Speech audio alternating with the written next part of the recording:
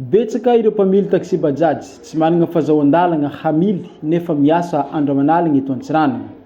Manoloana izany dia nisy ny fidinana ifotony nataon'ireo avy amin'ny direction régionale des transports et de météorologie Diana ny ATT ny fikambanan'ny coopérative tokotoko eto Antsiranana, ny police municipale ary ny police pirenena.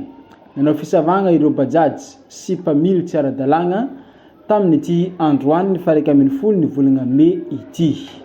Maro loatra ny tsy ara-dalàna amin'ireny bajaj miasa eto tanàna Antsiranana eto ka nanaovana zao opération zao mba hijerena izany ara-dalàna izany tsy ara-dalàna ary zay tratra tonga dia any amin'ny fourrière. Bajaj tsy ara-dalàna 1 no tsy maintsy nigazana ao amin'ny commune urbaine de Gosiarez ary tsy miala ato ireo bajaj ireo raha tsy complet ny taratasy izay anisany nagazana azy ho entrany nambarany taliam-patry ny fitaterana sy ny famantarana ny toetry ny andro ato amin'ny faritra Diana. Hoentitra araka izany ny fepetra ho raisiny amin'ireo izay miasa nefa tsy magnara-dalàna hoy ny fagnazavana.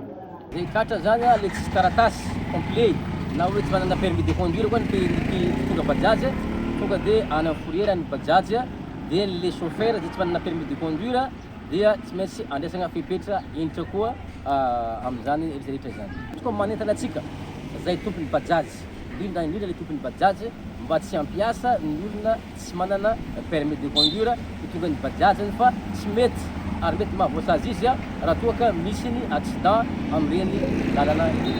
Hampilamina ny famoivoizana eto an-drenivohitra sy hampisy ny fagnaran-dalàna no tanjona amin'izao hetsiky izao ary hatry 3 andro.